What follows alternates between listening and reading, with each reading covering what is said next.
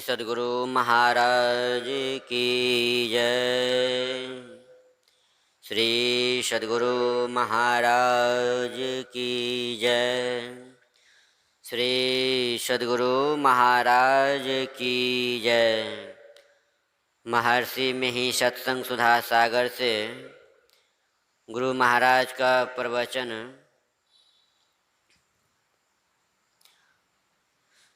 यह तो घर है प्रेम का, खाला का घर नाही।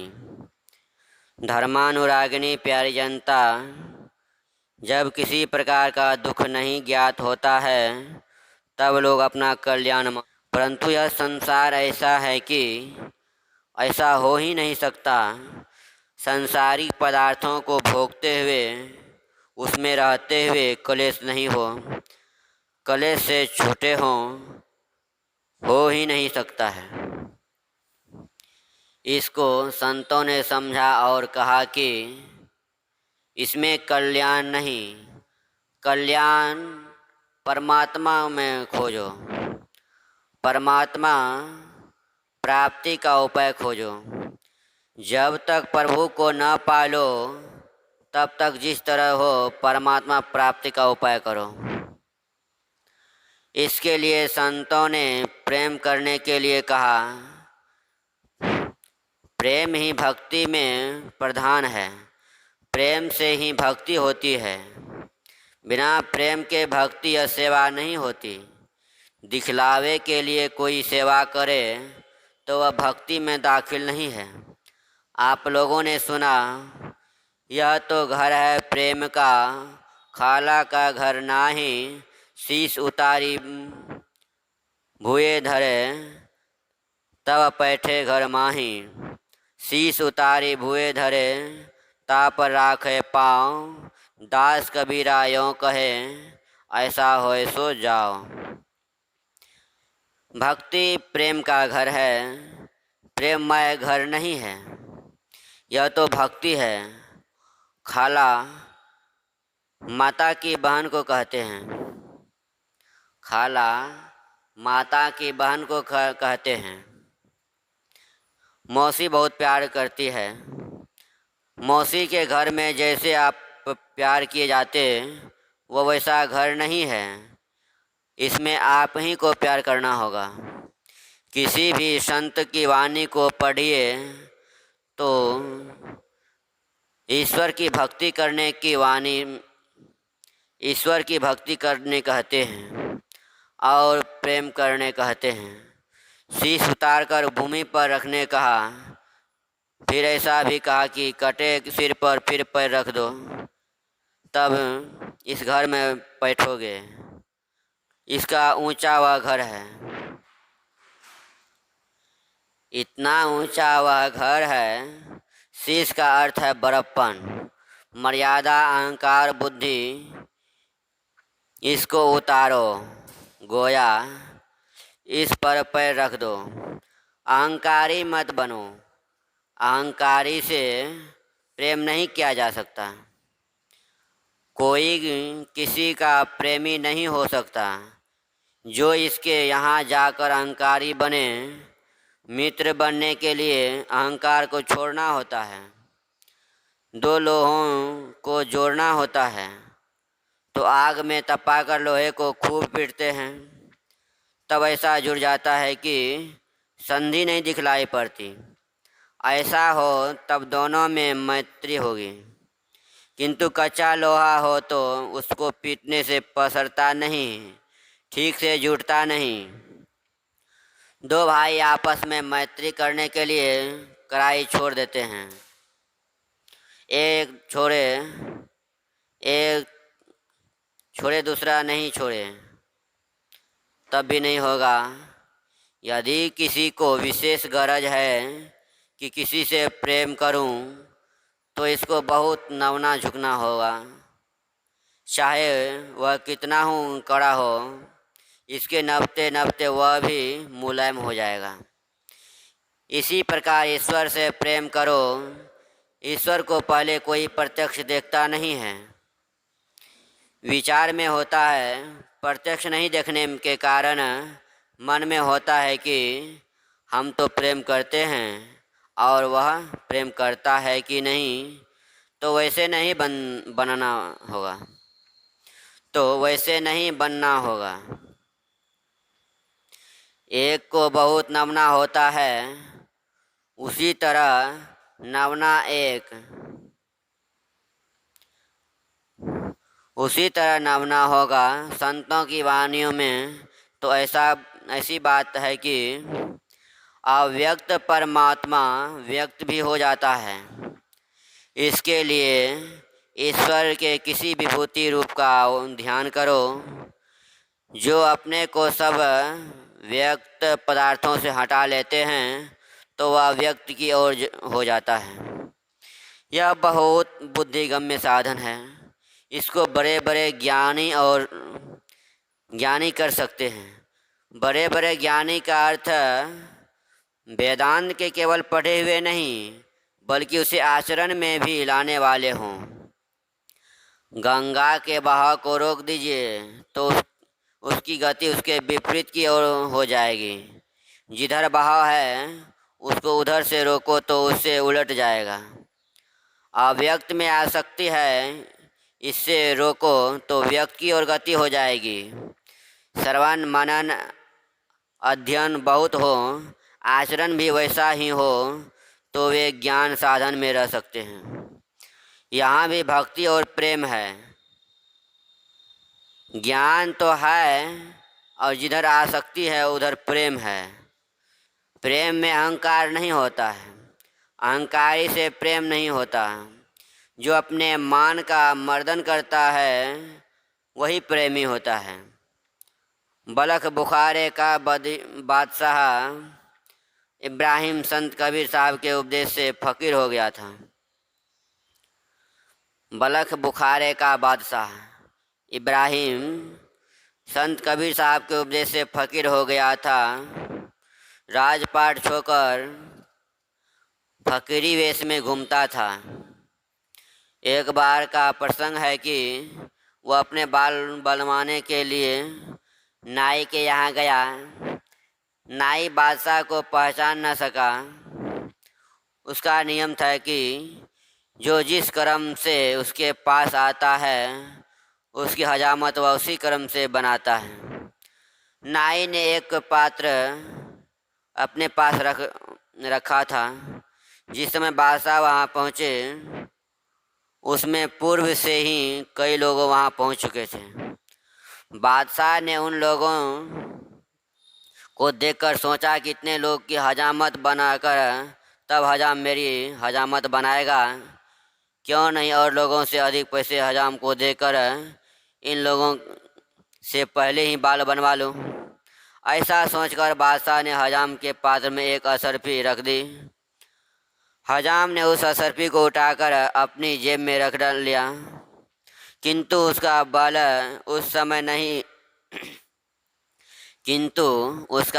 उस समय नहीं बनाकर जब उसकी बारी आई तब बनाया।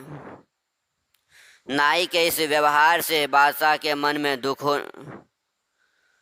नहीं हुआ बल्कि खुशी हुई और सोचा कि आपने नियम में नाई पक्का है और मैं कच्चा हूँ।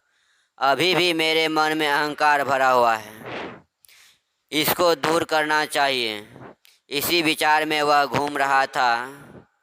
बादशाह को घर से निकले बहुत दिन हो गए थे, अतः शाहजादा के मन में चिंता हुई और उसने अपने पिता की खोज में सिपाही को भेजा।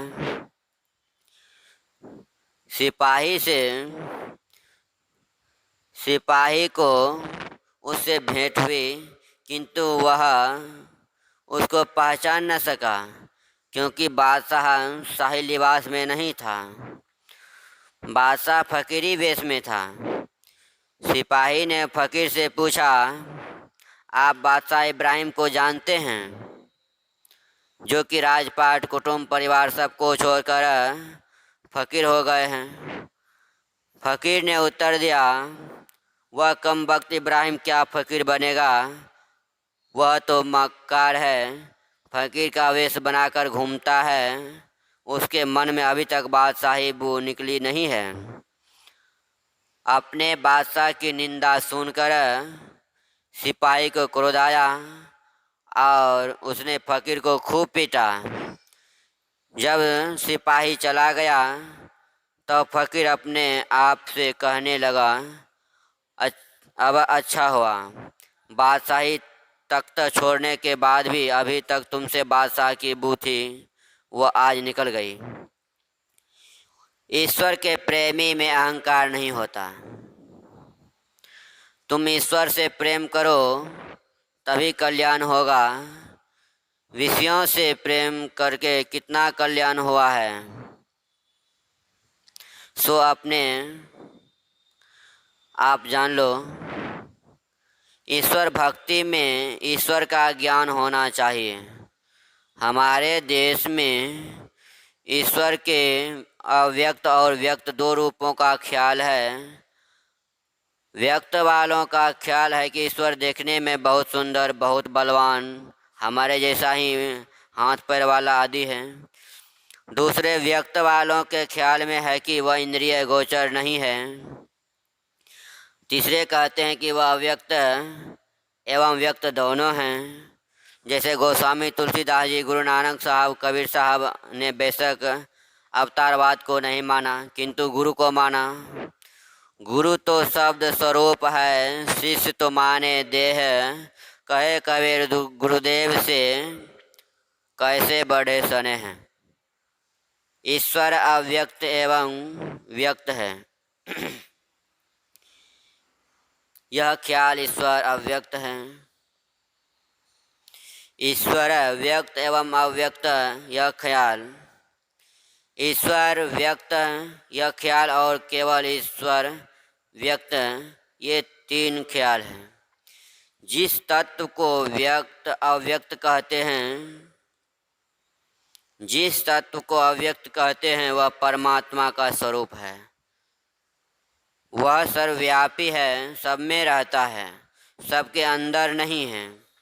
सगुण निर्गुण भाव वाले दोनों को मान्य है कि वह सर्वव्यापी है। संत लोग कहते हैं कि जब वह तमाम रहता है तो सब और सब में रहने वाला ये दो पदार्थ हुए। सब व्यक्त पदार्थ हुआ और सब में रहने वाला अव्यक्त पदार्थ हुआ। अव्यक्त पदार्थ है ईश्वर का स्वरूप। व्यक्त रूप के दर्शन से किसी का पूर्ण कल्याण हुआ, ऐसा आज तक किसी इतिहास में नहीं है। इसके प्रमाण के लिए 18 पुराण, रामायण, महाभारत, भागवत आदि हैं।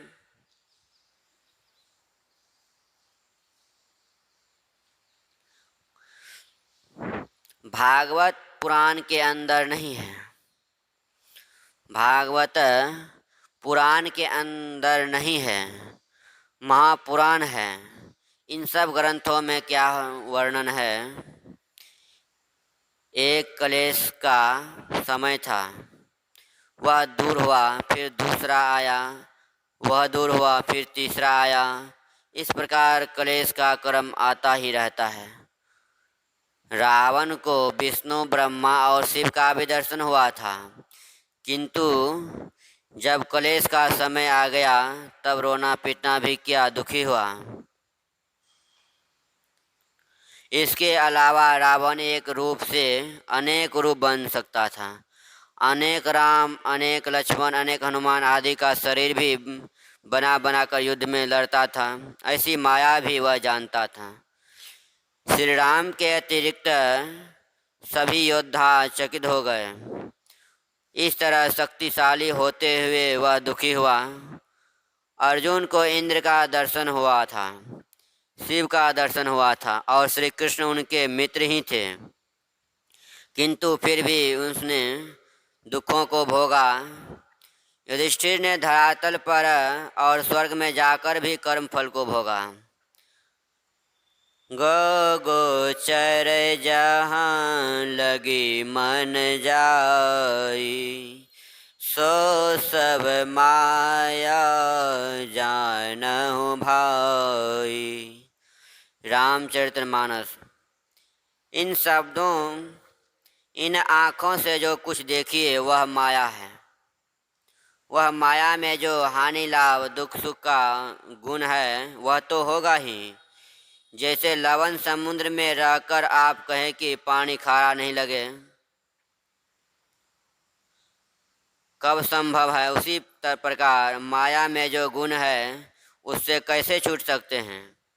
किंतु परमात्मा जो इंद्रियों से परे है उसमें ऐसी बात नहीं। उसे इंद्रियों से नहीं पकड़ सकते हैं, सूरत शब्द से पकड़ सकते हैं। वह माया नहीं है। फिर मायिक दुख सुख कैसे है? वही कल्याण है। पहले अव्यक्त भाव में नहीं रह सकोगे तो व्यक्त रूप में ईश्वर का भाव चाहिए, गुरु रूप में या अवतारी रूप में।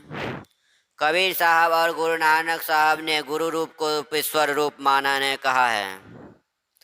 कबीर साहब और गुरु नानक साहब ने गुरु रूप को ईश्वर रूप मानने कहा है।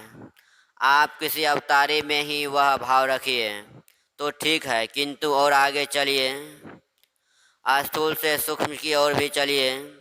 ईश्वर से सूक्ष्म रूप में आसक्त होइए। श्रीमद् भगवद गीता बतला देती है कि ईश्वर का अनोरणीयाम रूप है। उपनिषद भी अनोरणीयाम कहती है। इसी को हम लोग बिंदु कहते हैं। यह दर्शन सूक्ष्म दर्शन है। स्थूल व्यक्त छूट गया, सूक्ष्म व्यक्त उपस्थित हो गया। केवल इतना ही कहकर संतों ने नहीं छोड़ा। विवेकानंद जी ने कहा वह प्रभु अंतर्दृष्टि से नहीं देखा जाता। जब केवल आत्मा ही रहे तब जो आत्मदृष्टि होती है उस अंतर आत्मदृष्टि से परमात्म दर्शन होता है। आत्मा ही दृष्टि रूप है और आत्मा ही सब ज्ञान को जानती है। केवल चेतन आत्मा हो तब अंतविहीन आत्मा से परमात्म स्वरूप की पहचान और प्राप्ति होती है। अंग बिना मिले संग बहुत आनंद बढ़ावे। संत सुंदरदास जी। अंतर में चलो और अंतर के अंतिम तह में चलो। किसी मंत्र का जप करो, स्थूल मूर्ति का ध्यान करो, दृष्टि साधन करो, रूपातीत का ध्यान यानी शब्द ध्यान करो। शब्द की समाप्ति में व्यक्त की प्राप्ति होती है। यह एक सिलसिला है। इसी का वर्णन सभी संतों ने किया। संसार में व्यवहारिक ज्ञान भी होना चाहिए, इसलिए रामायण से पातिव्रत धर्म का पाठ सुनाया गया। वेद में पति पत्नी कैसे रहें,